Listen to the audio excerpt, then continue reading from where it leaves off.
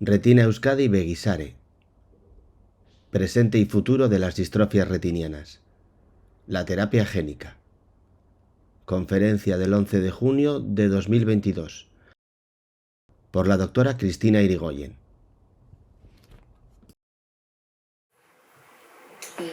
Sí, empiezo. Hola. Bueno, solo presentar a Cristina, que en realidad no necesita presentación porque creo que será la oftalmóloga si no es de todos nosotros, de la mayoría de nosotros, o sea que le conocemos bien. Pero sí agradecerle su presencia en esta asamblea o en esta reunión para darnos su charla. Sabéis que Cristina es la responsable de la unidad de distrofias hereditarias de retina en el Hospital Donosti y bueno, pues eso, nuestra oftalmóloga. Entonces, bueno, pues gracias por tu colaboración, por tu presencia siempre entre nosotros y por la charla que nos vas a ofrecer. Y bueno, pues cuando quieras. Vale, muchas gracias a todos. Bueno, ya sabéis que yo encantada de venir. Voy a presentaros la sesión sobre el presente y futuro de las distrofias hereditarias de retina. Sobre todo nos centraremos en la terapia génica. Bueno, ya han dicho, estamos dentro de la unidad de distrofia retiniana del Hospital Universitario de Donostia, que el año pasado fue designado centro de referencia a nivel nacional. También somos parte del Instituto de Investigación Biodonostia, en el grupo de neurodegeneración sensorial, y colaboramos yo como profesora asociada en la Universidad del País Vasco en la Facultad de Medicina.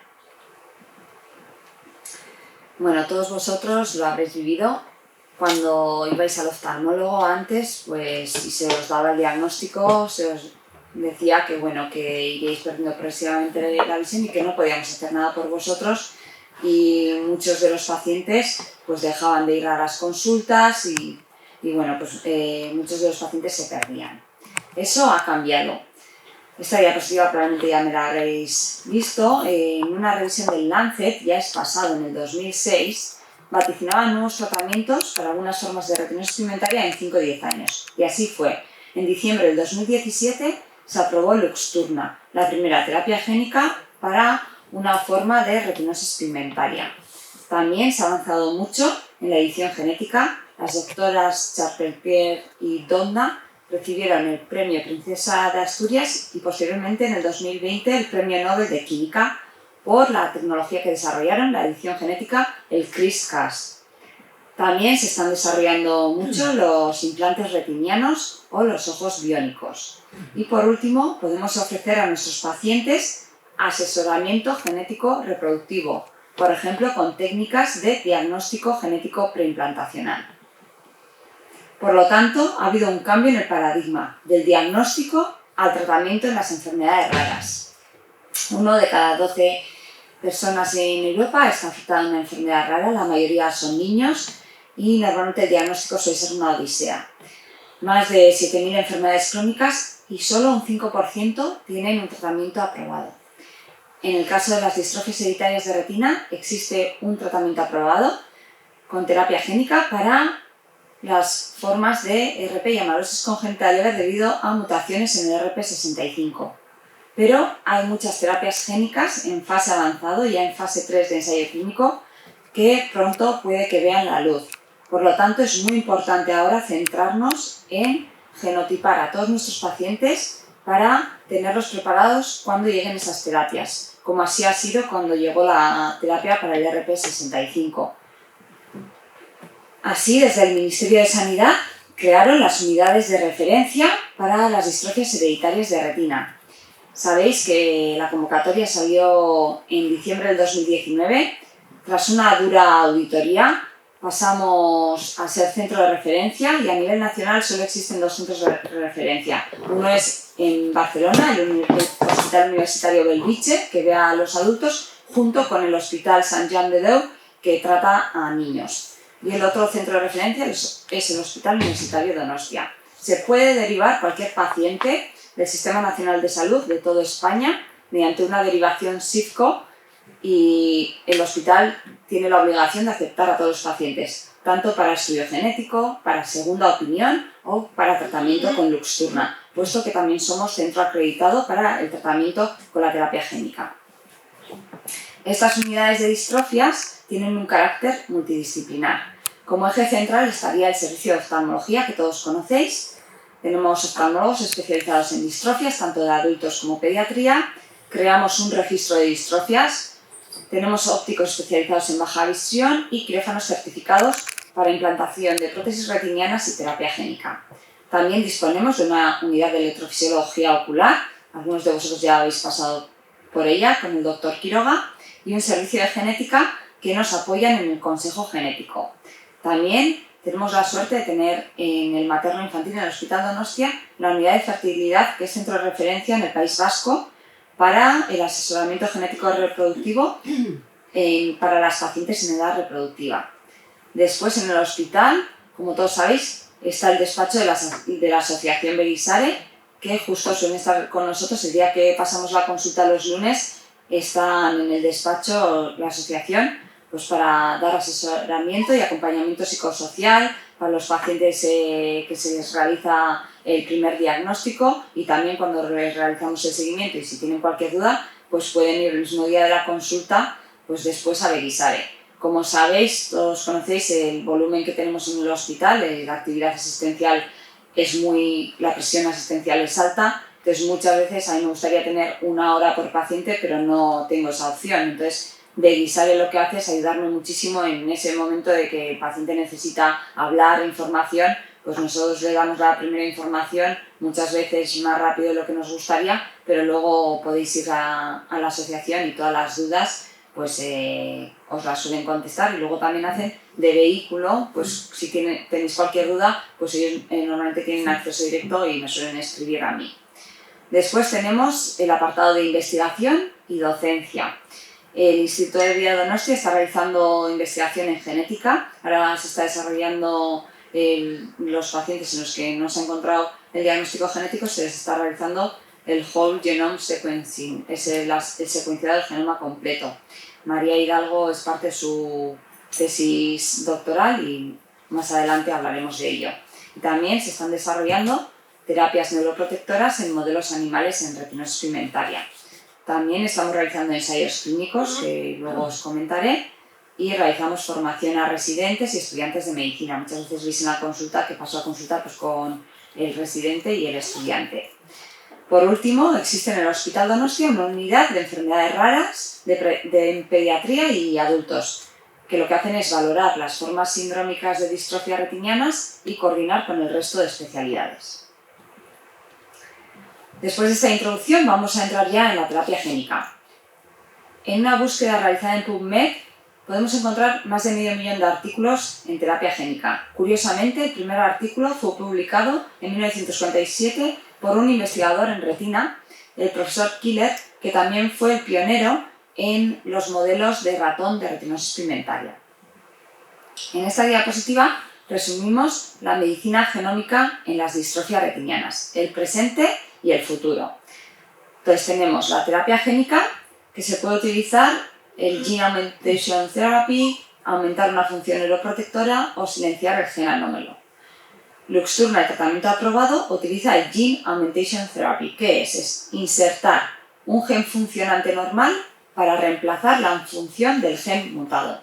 Se utiliza en enfermedades monogénicas, que es lo que ocurre en la mayoría de las distrofias retinianas, y tienen que ser recesivas, y bueno, está aprobado ya para el tratamiento para una forma específica de retinosis pigmentaria y amaurosis congénita leve debido a mutaciones en el RPE65.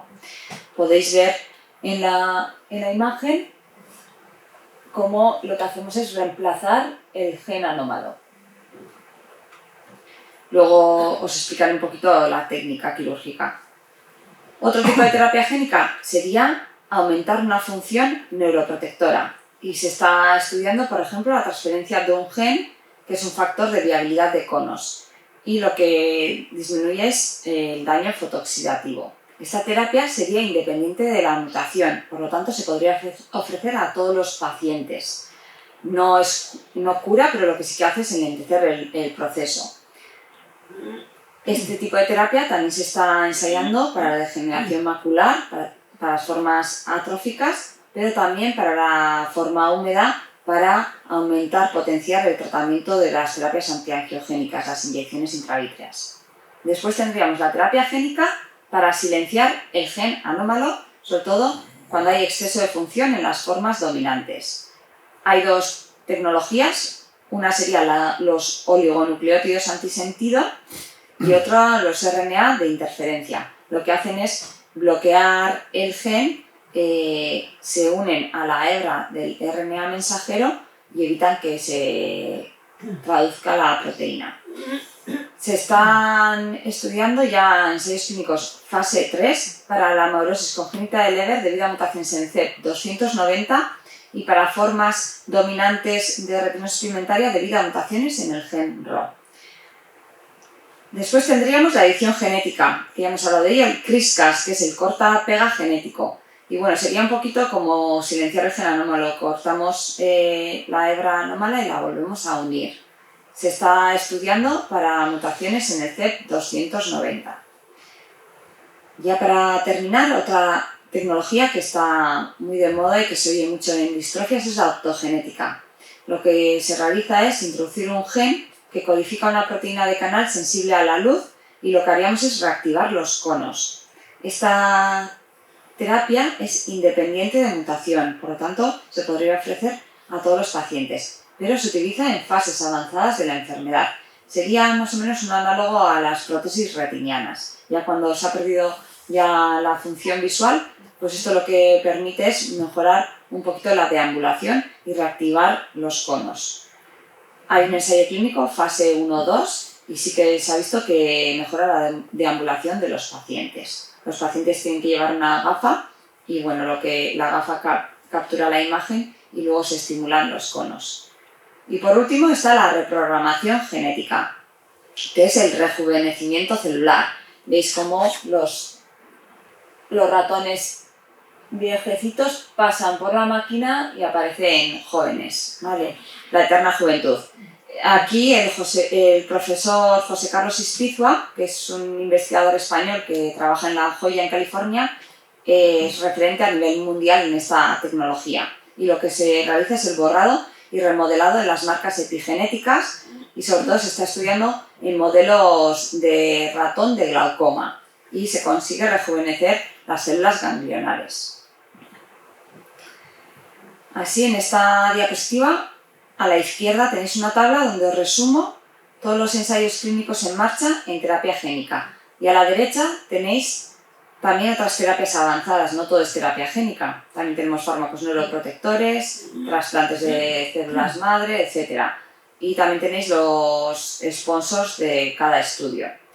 En cuanto a los ensayos clínicos, en rojo he destacado aquellos ensayos clínicos que están en fase más avanzada, en la fase 3 del ensayo clínico, que si pasan esa fase se podrían comercializar. El único comercializado es Luxturna, pero ojo, porque vienen nuevos fármacos para la amaurosis congénita de Leber debido a mutaciones en el CEP290, para el síndrome de Usher debido a mutaciones en el US2A, para la retinosis pigmentaria ligada al X, para la coroideremia, para la cromatopsia congénita y para el Stargardt.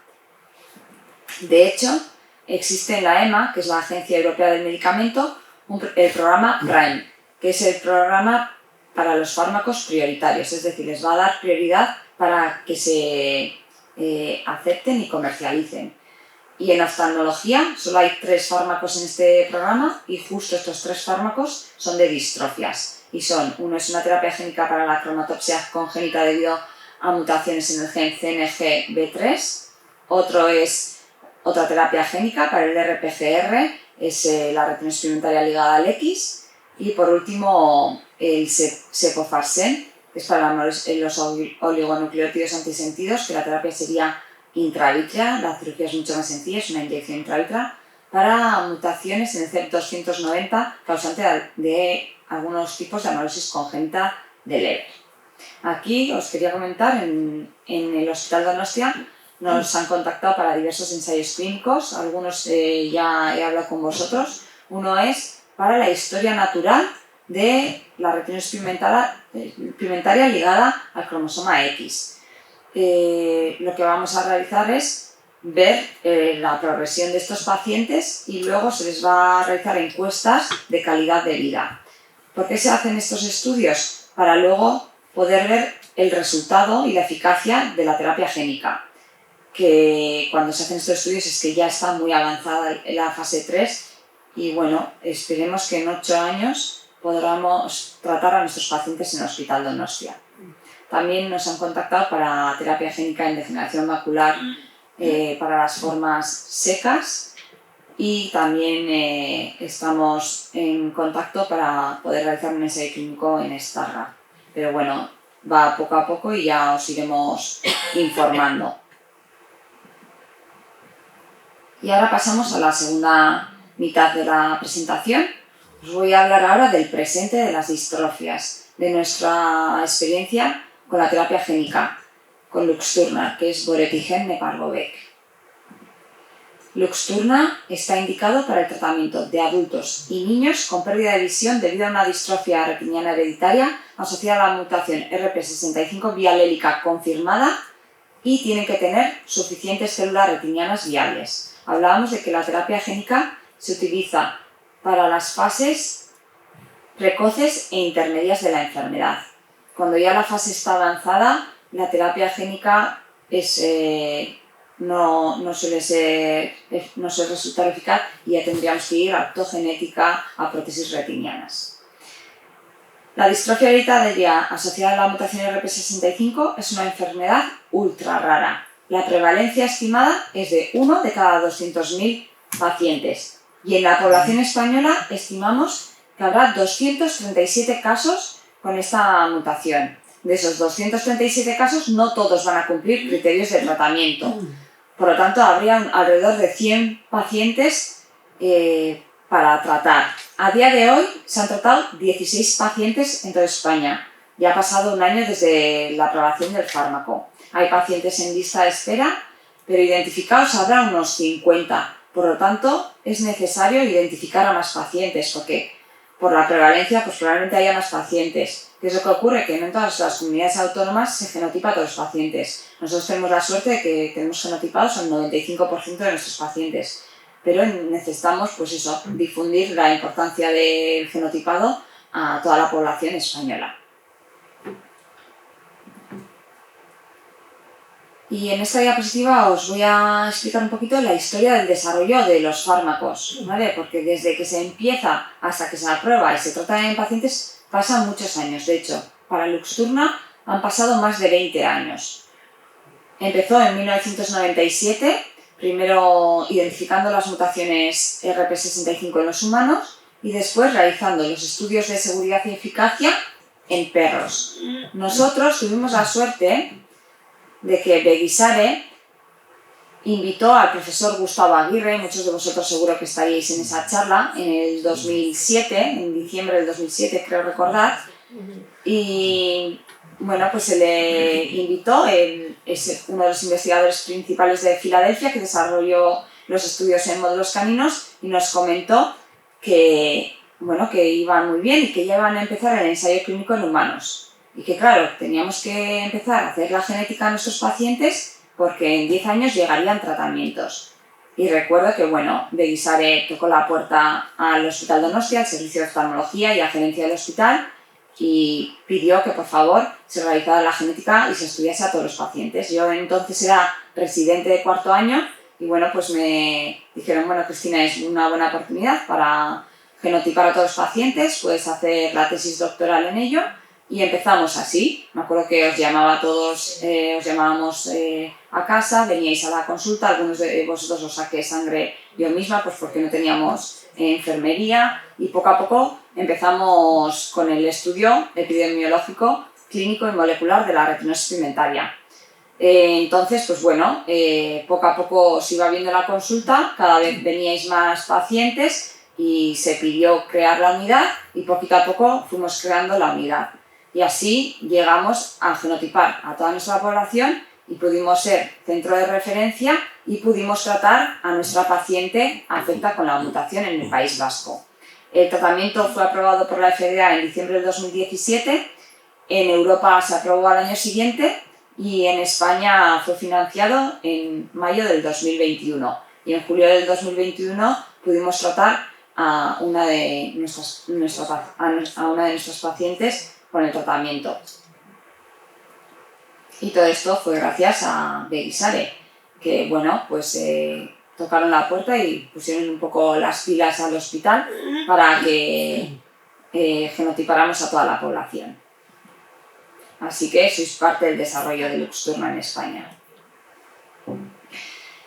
¿Cómo se desarrollan el fármaco? ¿Cómo es el ensayo clínico fase 3? Son los ensayos clínicos en los que se valora la eficacia del fármaco. Siempre se valora también la seguridad, pero ya en el fase 3 la eficacia. Se incluyeron 20 pacientes, son enfermedades raras, por lo tanto, en los criterios de inclusión se necesitan menos pacientes. Se incluyeron 20 pacientes, se inyectó un ojo, luego se trató el otro ojo y al año se valoró la efectividad y se vio que era efectivo, y el grupo control, en los que no se les había inyectado el tratamiento, pasaron a grupo tratamiento. Por lo tanto, en total se trataron 29 pacientes. Es importante, después de su aprobación, hay estudios fase 4, que son los estudios post-comercialización, porque estamos hablando de enfermedades raras que se estudian estas terapias con pocos pacientes. Por lo tanto, hay que ver los resultados a largo plazo y los efectos secundarios de estas terapias en estos estudios post-autorización. Hay uno en el que serán evaluados a 15 años los pacientes del ensayo clínico en Estados Unidos, y en Europa está el estudio en ensayo clínico PERSIV, que nosotros formamos parte de él con el seguimiento de la paciente que hemos tratado.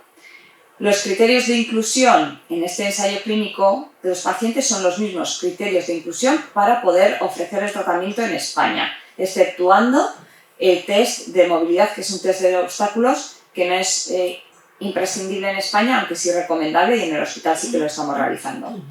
Los pacientes tienen que ser igual o mayor a 3 años de edad, tienen que tener mutaciones en el RP65 confirmadas, clase 4 o 5, que luego hablaremos de ello, tienen que tener una agudeza visual peor a 20/60 y o un campo visual menor de 20 grados. Muy importante, tienen que tener suficientes células retinianas viables, y normalmente lo valoramos con la OCT, ya sabéis, la prueba que os sacamos la foto y os enseñamos la mácula. El grosor tiene que ser mayor de 100 micras, o se puede medir también con la retinografía, con la foto del fondo de ojo, con la autofluorescencia. Tiene que haber más de 3 áreas de disco de retina sin atrofia, o tener un campo visual restante dentro de los 30 grados del campo visual. Después del tratamiento, como criterios de eficacia, el principal criterio en el ensayo clínico fue el test de obstáculos, el test de movilidad, que tampoco es un criterio que el Ministerio de Sanidad lo obligue, aunque sí que lo recomienda. Y como criterios secundarios, una prueba de electrofisiología, el FST test, la agudeza visual y el campo visual. Os voy a presentar ya le he pedido permiso a la paciente, yo creo que todos le conocéis, y bueno, voy a presentar el caso de la paciente. Cuando se trató, es una mujer de 28 años, se le diagnosticó de retinosis pigmentaria a los 4 años. En el Hospital Donostia se le empezó a ver en el 2006, allí se le hicieron potenciales evocados visuales, era jovencita, no se le hizo de electrofisiología, y luego ya cuando comenzamos el estudio epidemiológico y molecular de retinosis pigmentaria en Guipúzcoa, que fue en el 2009, pues empezó el seguimiento con nosotros. Allí se le realizó la genética y, como sabéis, la genética ha evolucionado mucho.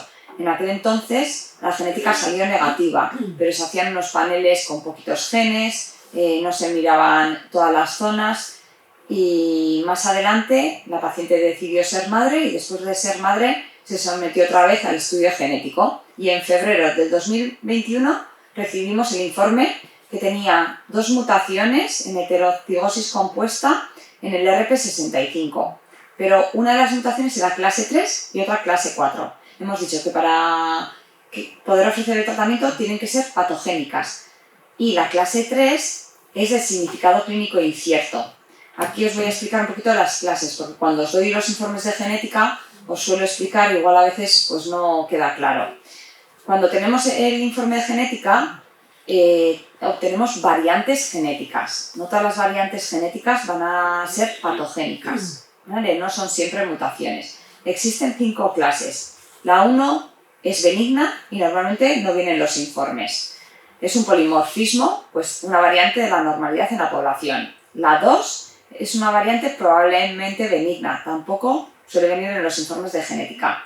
Pero luego están las clases 3, que son las de significado clínico incierto, es decir, que pueden ir al lado de benigno o al lado de la de mutación, de patogénica.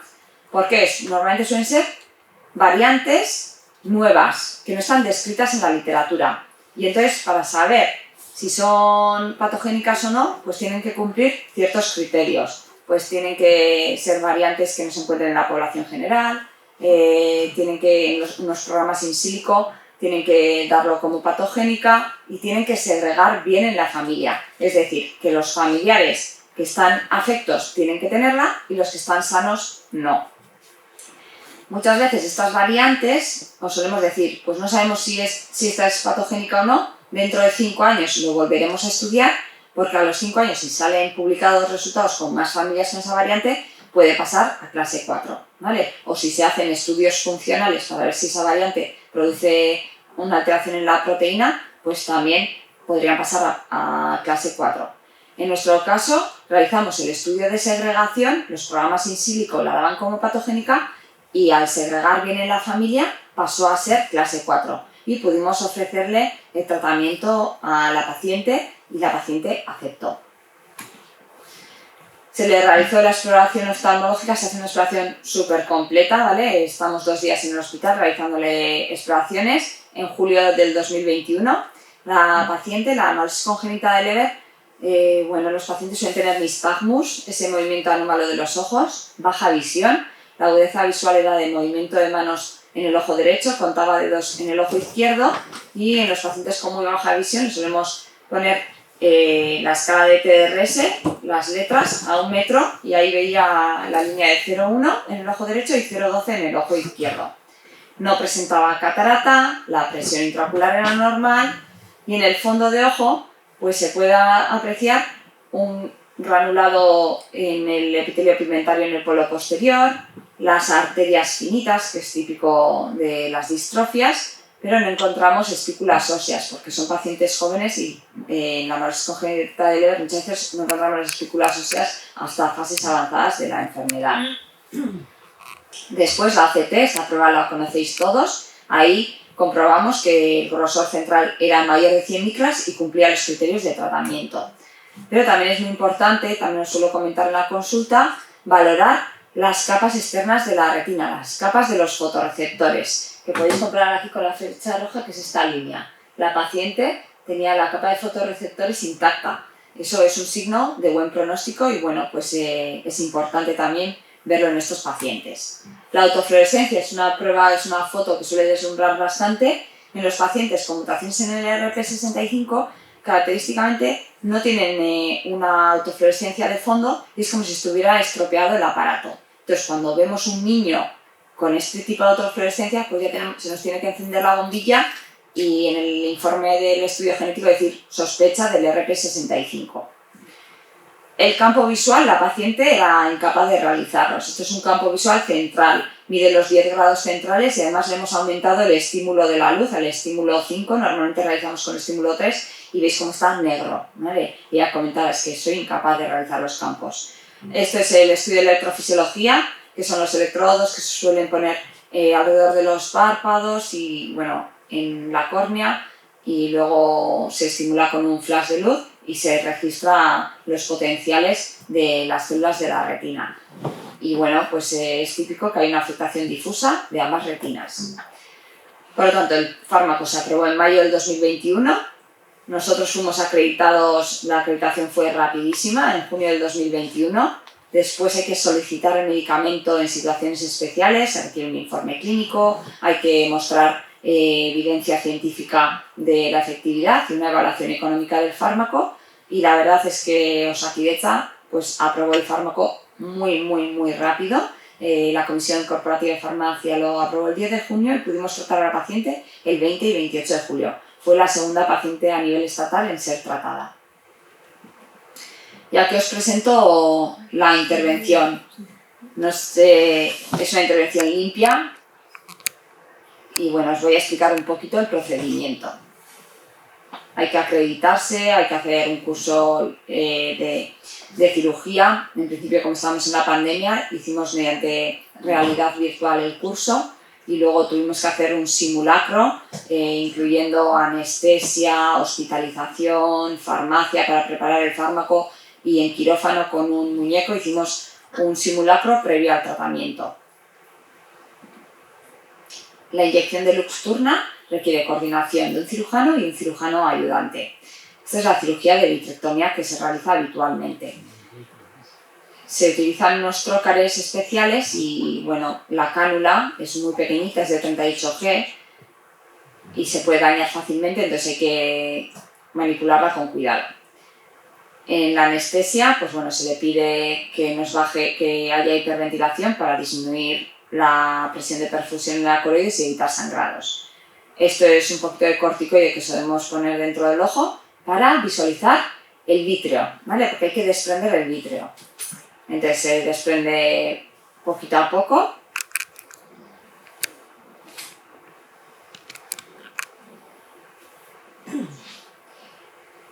Después eliminamos todo el vítreo y hay que fijarse en la zona a tratar. Vamos a inyectar en la zona temporal superior. Ahora vais a ver en la imagen. Utilizamos una OCT dentro de quirófano, ¿vale? Y se inyecta en la zona temporal superior a 2 milímetros de la fovea para evitar producir un agujero macular al producir la burbuja, porque inyectamos de forma subretiniana. Entonces ahora vais a ver cómo vamos con la cánula. Y este es el primer intento. Entonces vais a ver cómo se blanquea la retina y entonces le decimos al ayudante que presione el émbolo y vais a ver cómo refluyen unas burbujas, pues porque no llegamos al espacio subretiniano. Entonces decidimos inyectar en otra localización adyacente y vais a ver en la OCT cómo se produce una indentación en la OCT aquí. Entonces inyectamos y vais a ver cómo se empieza a formar la burbuja y vais a ver aquí cómo se empieza a formar la burbuja en la OCT. Entonces vamos inyectando lentamente durante 1 minuto y se inyectan 0,3 mililitros. Y vais a ver cómo queda la burbuja. Se produce como un desprendimiento de retina localizado que a la semana ya se ha resuelto.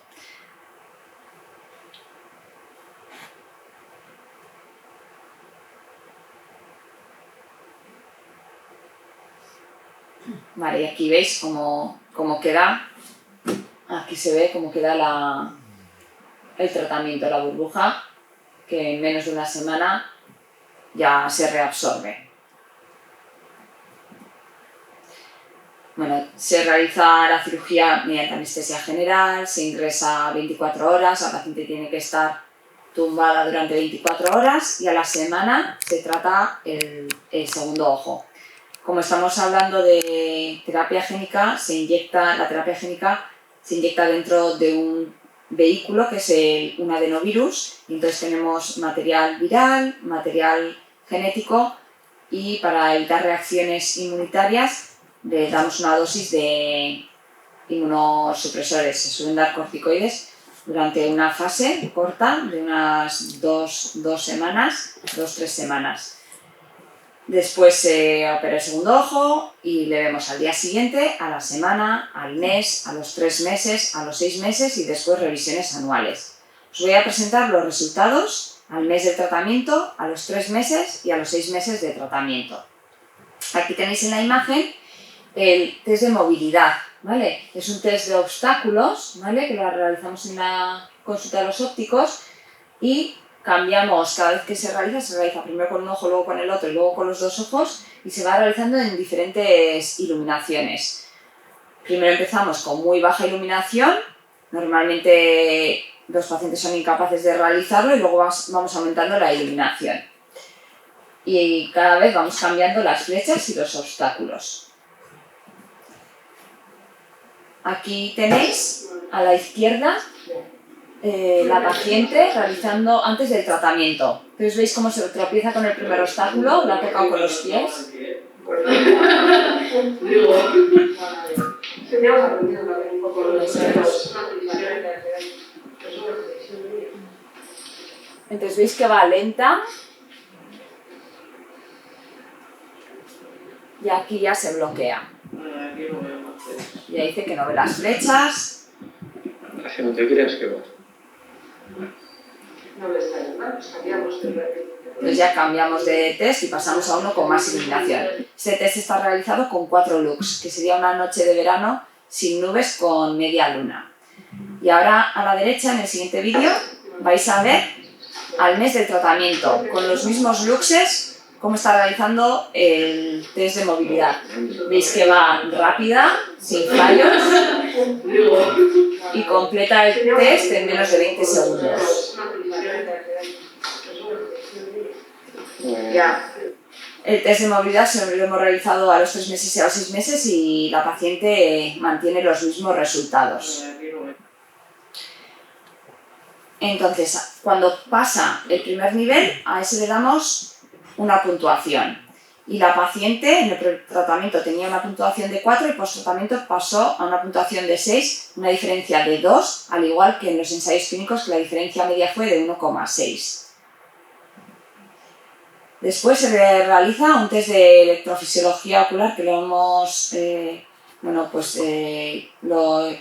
lo tenemos desde que salió el tratamiento y es un test que sobre todo es útil para los pacientes con baja visión y con nistagmus. Y lo que mide este test es la sensibilidad a la luz de toda la retina, valorando la percepción del sujeto de diferentes niveles de luminancia.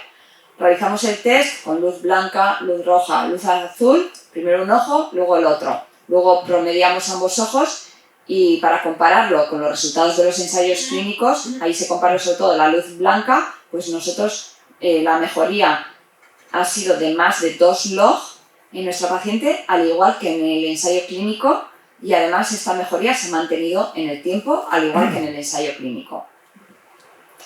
La agudeza visual. La retinosis pigmentaria, sabéis que sobre todo afecta a los bastones y después a los conos, sobre todo se ve afectada la visión nocturna y la agudeza visual suele mantenerse hasta etapas más avanzadas de la enfermedad. Por lo tanto, este tratamiento en principio no tiene por qué mejorar la agudeza visual, sobre todo mejora el campo visual y la movilidad. Pero se ha visto en el ensayo clínico que los pacientes mejoran un poco la visión. En nuestro caso, la paciente mejoró visión y en la escala de ETDRS a 1 metro ha pasado a una visión de 0,1 a 0,4 y de 0,12 a 0,5. Aquí arriba a la derecha tenéis un gráfico de la evolución de la agudeza visual. La agudeza visual son agudezas visuales en baja visión y se utilizan diferentes escalas de baja visión. Y luego para hacer las gráficas se utiliza una escala que es logMAR. Entonces, cuanto más arriba es peor visión. Entonces, como la paciente estaba en el hospital desde el 2006, teníamos registrado sus visiones y veis que la gráfica de ambos ojos, ojo derecho y ojo izquierdo, van subiendo, va perdiendo visión hasta julio del 2021. Y después del tratamiento mejoró y ha seguido mejorando hasta los 6 meses, que ya está estable, y ha mejorado a niveles de su visión del 2012 y 2009, es decir, de hace 10 años y 13 años. Hemos conseguido retrasar y recuperar 10 años de visión en nuestra paciente. En los ensayos clínicos utilizaron 2 tipos de escalas. Una de las escalas dio diferencias estadísticamente significativas para la agudeza visual, otras se vieron mejorías, pero no se vieron diferencias estadísticamente significativas. Y lo que sí que mejoran es el campo visual. Este es un campo visual, se llama cinético, y vemos arriba cómo los puntos están todos muy juntitos porque la paciente tenía menos de 10 grados centrales. Y vais a ver después del tratamiento cómo mejora, cómo se amplía ese campo visual de este puntito, cómo se amplía sobre todo en el sector nasal inferior. Nosotros hemos inyectado la burbuja en la retina temporal superior y ya sabéis que en la retina todos lo vemos a la inversa. Pues ha mejorado justo donde hemos inyectado el fármaco, nasal inferior.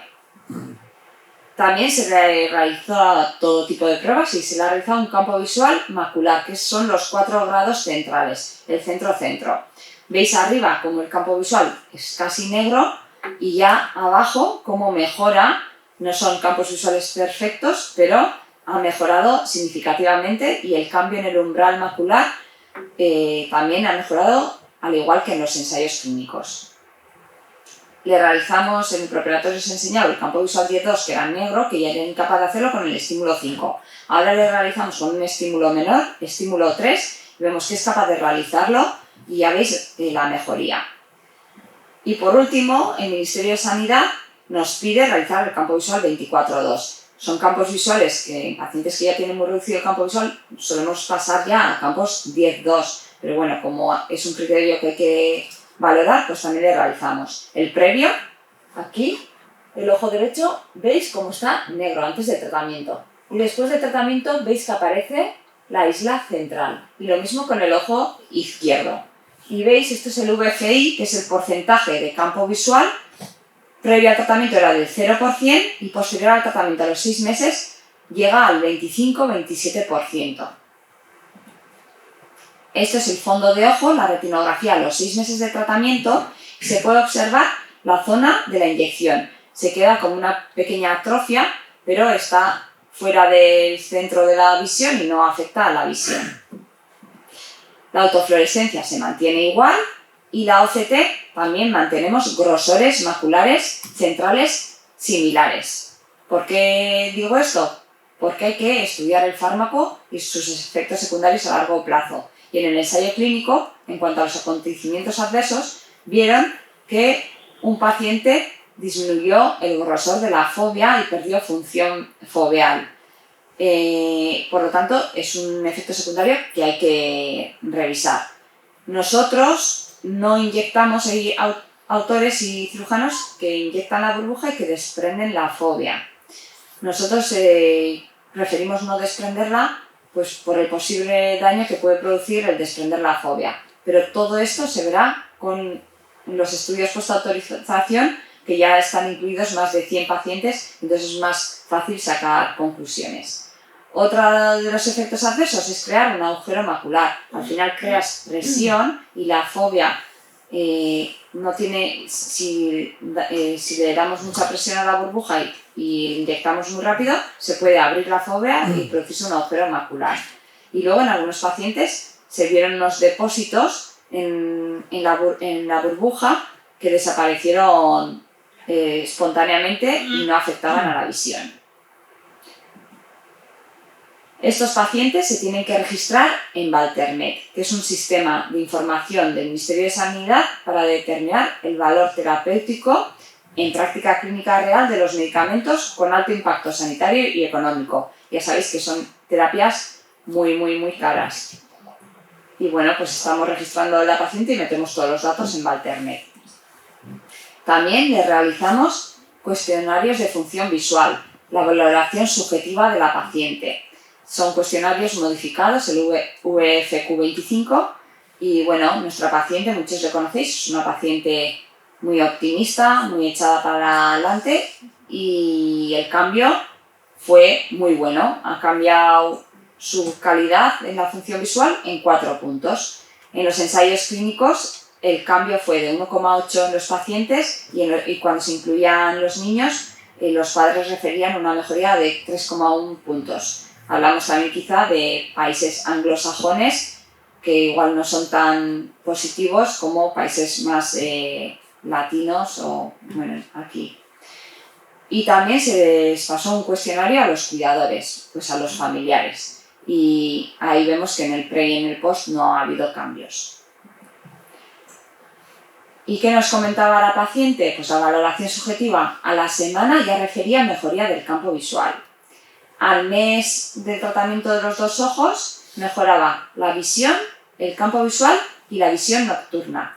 Me comentaba la paciente que a las 2 semanas y media de la cirugía empecé a dar paseos y fue cuando aluciné con los árboles. Descubrí visualmente que tenían hojas, cómo se movían. Para mí antes los árboles eran un bulto de masa con un palo. A los 3 meses mejoraba todavía más la visión y es capaz de leer las etiquetas en el champú del supermercado, es capaz de entrar a supermercados que antes no conocía y mejora también la visión nocturna y el campo visual respecto a la revisión del mes. y es capaz de buscarle a su hijo, de 2 años y medio entonces, cuando se esconde. Y el niño ya dice, uy, la mamá, ahora me pilla antes. Y a los 6 meses prefiere haberse acostumbrado a su nueva visión y estar estable. Ha empezado a trabajar, que llevaba años sin trabajar. En cuanto a la valoración subjetiva del equipo de la unidad de distrofias del Hospital Donostia, era un tratamiento nuevo para nosotros, conocíamos los resultados de los ensayos clínicos, pero queríamos ver en práctica clínica real cuáles eran los resultados. Y bueno, pues siempre da respeto realizar una terapia nueva. Y los resultados han sido mejores de lo esperado. Estamos muy contentos con los resultados. Ya sabéis que ha salido en prensa el tratamiento, la paciente. Y por último os quiero presentar una comunicación que presentamos el año pasado en el Congreso Anual de la Sociedad Española de Retina y Vítreo. Y lo que realizamos es un estudio post-hoc, es decir, analizar partes del ensayo clínico fase 3. ¿Y qué evaluamos? Evaluamos la proporción de pacientes del ensayo clínico de Luxturna fase 3 que cumplían los criterios de ceguera legal en España antes y después del tratamiento con Luxturna. Había 29 pacientes en el ensayo clínico. 20, el 69%, se consideraron legalmente ciegos según la definición de ceguera legal en España. Tras un año de tratamiento, 10 de esos 20, es decir, el 50%, ya no cumplían criterios de ceguera legal. Y la proporción de pacientes no legalmente ciegos aumentó del 31% antes del tratamiento al 65% al 5º año del tratamiento. Por lo tanto, de acuerdo con la definición de ceguera legal en España, el 50% de pacientes con ceguera legal incluidos en el ensayo clínico pasaron al estado no ciego tras un año de tratamiento. Y la proporción de pacientes no ciegos con el RP65 incluidos en el ensayo clínico aumentó al 65% a los 5 años. Por eso es un tratamiento que, aunque pensemos que las mejorías no son espectaculares, sí que lo son en términos económicos e incluso legales, ¿vale? El pasar de estado ciego a no ciego es muy importante y sobre todo pues, para valorar el fármaco y para el Ministerio de Sanidad, para Maltermet incluso. Como conclusiones, existe un gran avance en la medicina genómica en las distrofias retinianas, los resultados preliminares son prometedores, el protocolo de selección de los pacientes, la preparación y administración de terapia génica es complejo. Son necesarios equipos multidisciplinares y unidades altamente especializadas como los centros de referencia. Ya sabéis que hay mucho trabajo detrás, que cuesta mucho, ha costado mucho poner en marcha toda la unidad, prepararnos para el tratamiento, todas las pruebas preoperatorias, las pruebas postoperatorias, el seguimiento. Hay muchísimo trabajo detrás y bueno, queremos reivindicar que somos centro de referencia y que bueno, pues cualquier paciente de España puede ser derivado. Hay pacientes en lista de espera que podrían ser derivados. Y se está iniciando una nueva era en el manejo de las distrofias con el acceso a nuevos tratamientos revolucionarios. Muchas gracias, pero me gustaría presentaros, muchos ya conoceréis, y dar las gracias también a los miembros de la unidad de distrofias que esperemos que vaya en aumento. Los oftalmólogos. Estamos para los adultos, la doctora Juaristi, que me cubrió en la baja maternal, pero bueno, poco a poco irá viendo cada vez más pacientes de distrofias. Muchos de vosotros también le conocéis. Luego, como oftalmólogas pediátricas están la doctora Cortázar y la doctora Úbeda.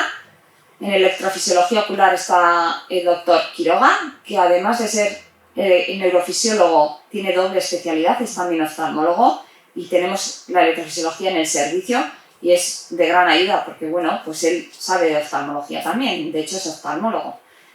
Después tenemos ópticos especializados en baja visión, enfermeras especializadas en cirugía vitreoretiniana, las genetistas, el servicio de genética y el Instituto de Biodonostia con Javier Ricederra, que todos conocéis. También agradecer a Biodonostia, a los que impulsaron el proyecto, que no es oftalmólogo, es el profesor Adolfo López de Muniain, Javier Ricederra, María Hidalgo, Leire Escudero, Araceli Lara, los que nos han dejado, pero también muchos de vosotros les conoceréis y dieron charlas aquí en estas reuniones: Anderrana Sagasti, Maitane Esquerra, Olatz Barandika, Marina Crespo, Garasi Guren, el Servicio de Oftalmología, Dirección del Hospital Universitario de Donostia, que ha facilitado pues todo lo que les hemos pedido, y bueno, pues aprobar Luxturnas, el centro de referencia, y todas las fuentes de financiación que hemos obtenido para desarrollar los estudios. Y por último, agradeceros a vosotros, que fuisteis los que invitasteis a Gustavo Aguirre, los que tocasteis la puerta a gerencia, que aquel entonces estaba recientemente fallecido Máximo Goicoechea, que bueno, puso todas las facilidades, y bueno, poquito a poco hemos creado la unidad. Seguiremos con la unidad, intentaremos ampliarla, intentaremos mejorarla, y bueno, ahora ya vamos a pasar, antes de acabar, a la parte de Biodonostia. En Biodonostia se están desarrollando dos líneas de investigación. Uno es en genética y la otra es en modelos animales para terapias avanzadas, terapias neuroprotectoras. Os voy a hablar sobre todo de la genética. No está con nosotros, que lo iba a explicar muchísimo mejor, y no sé si igual Javier Ricederra lo explicas mejor. O... Bueno, Bueno, lo explico, pero las dudas os paso a Javier Ricederra, y sobre todo que si quiere puntualizar alguna cosa. María Hidalgo es la estudiante predoctoral y bueno, está realizando todos los estudios genéticos. Ya sabéis que las muestras de sangre, bueno, desde el hospital se mandan a genética y también a Biodonostia. En Biodonostia se quedan guardadas en el biobanco y se quedan congeladas las muestras. ¿Por qué es importante esto, tener las muestras en el biobanco? Porque según van avanzando las técnicas, hay muchos pacientes sin diagnosticar, y bueno, pues se van cogiendo las muestras, y según van mejorando la tecnología, vamos pasando otra vez la genética a nuestros pacientes. Entonces, a día de hoy hay 744 muestras en el biobanco, de 275 familias y 335 pacientes con distrofias retinianas. En el análisis genético se utilizan diferentes técnicas, como panel de genes, el MDMPA, secuenciado del exoma y secuenciado del genoma completo, que es el proyecto que está realizando María Hidalgo. Después se analizan los datos se utiliza bioinformática, unos programas muy potentes, y cuando encontramos variantes para clasificarlas en tipo 1, 2, 3, 4 y 5, se utiliza el MAF, que es pues, la frecuencia alélica en la población general de esa variante. Las ya descritas como patogénicas es muy fácil, pues si ya está descrita ya lo tenemos. Qué tipo de variante, si es missense, si es splicing, etc. Y los predictores in silico, que nos dicen si son patogénicas o no. Del total de las muestras, 138 familias están caracterizadas genéticamente, el 50%. Ojalá fueran más, pero a día de hoy tenemos el 50% genotipadas. Y el 49% está en proceso. Se está desarrollando el secuenciado del genoma completo, y bueno, se mandaron las muestras a un laboratorio y ahora las está analizando María. María ahora está realizando una estancia en el extranjero, en Bélgica, en Países Bajos. En Países Bajos. Y bueno, lo que va a realizar es el secuenciado del genoma completo, pero sobre todo estudios funcionales, ¿no? Sí, ambas cosas. Eso es. Y los estudios funcionales es cuando encontramos variantes de significado clínico incierto o variantes nuevas, es saber si son patogénicas. Entonces se hacen estudios pues, enzimáticos o en células para ver si esa mutación produce una alteración en la función. Y bueno, en esta diapositiva os resumimos todas las variantes que se han encontrado. Entonces hay variantes missense, variantes en regiones splicing, reordenamientos complejos, indels, copy number variation, y ahí las variantes patogénicas más frecuentes en nuestra población son: la primera, hay 12 familias con mutaciones en el gen USH2A.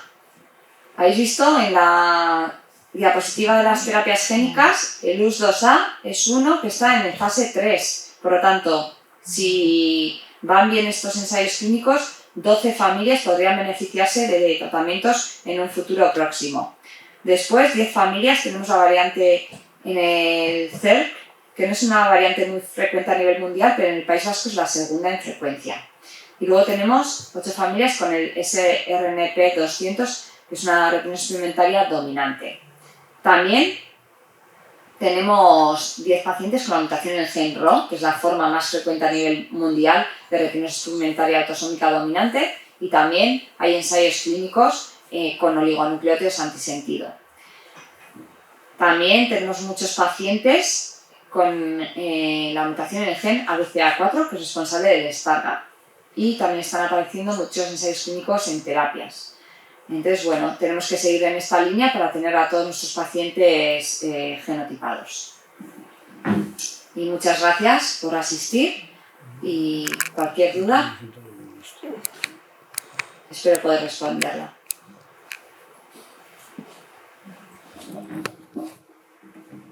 Cristina, ¿en qué consiste el tratamiento o el estudio, no sé si me vais a saber explicar, el prefertilidad hijos para crear para descendencia? ¿Ese estudio en qué se basa? ¿Cómo? ¿El asesoramiento genético reproductivo? Exacto, sí. Vale. Bueno, eso es algo que es muy importante, ¿vale? Para mí la parte más importante de las distrofias es el consejo genético, ¿vale? Porque muchas veces antes se decía, ¿para qué vamos a hacer la genética si no hay tratamiento? Pues no, la genética es súper importante, sobre todo para el futuro y para la descendencia, ¿vale? Entonces, en pacientes, tanto varones como mujeres en edad reproductiva, si conocemos la mutación, se les suele derivar a la unidad de reproducción del hospital.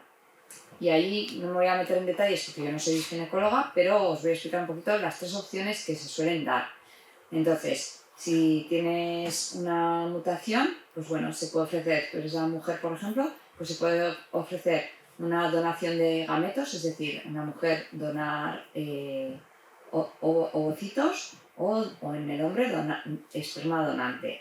Esa es una opción. La otra opción es el diagnóstico prenatal.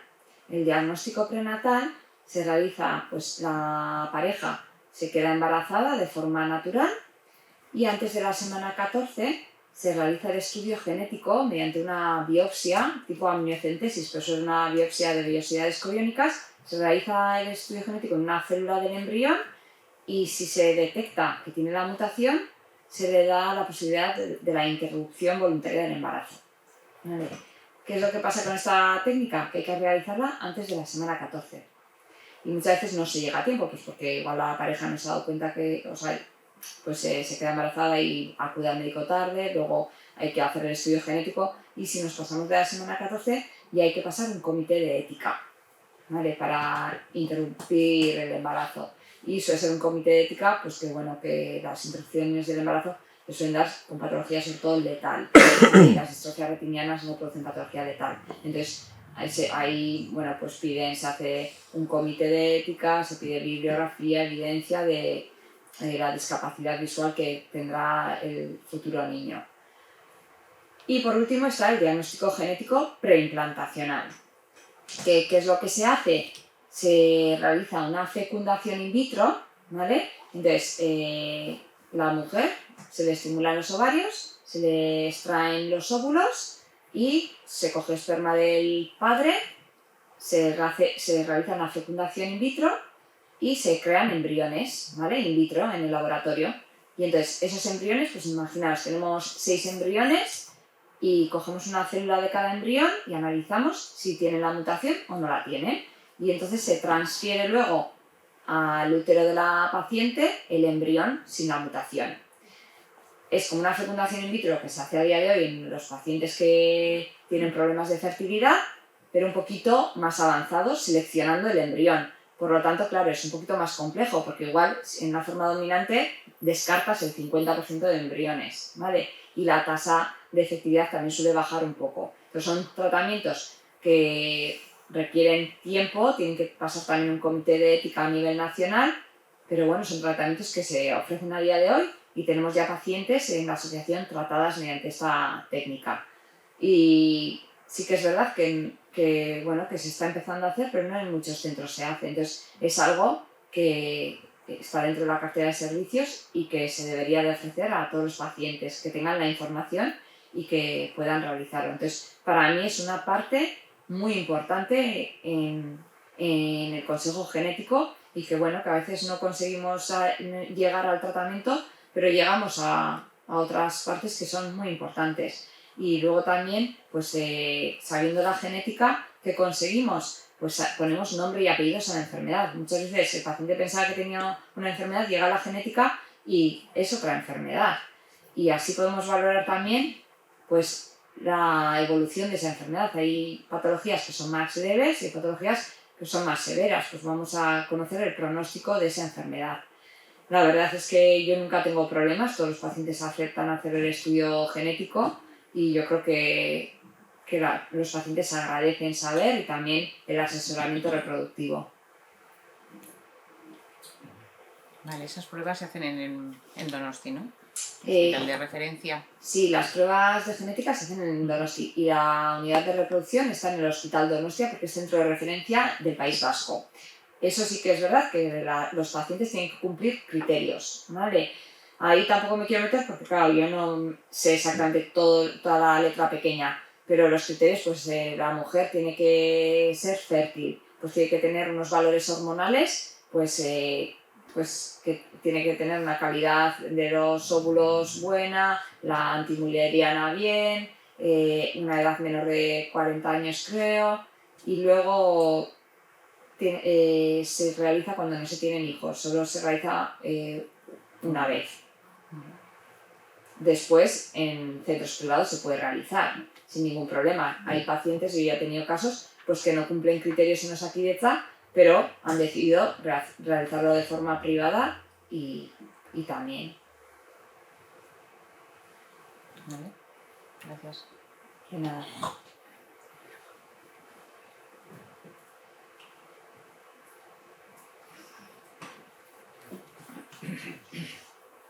¿Alguna duda? Bueno, pues si no hay más preguntas, muchas gracias a Cristina y a Javier por compartir con nosotros vuestros maravillosos conocimientos y el trabajo que estáis haciendo. Y a los demás, pues gracias por asistir a la asamblea. Y un fuerte, vamos a despedir a Javier y a Cristina con un fuerte aplauso.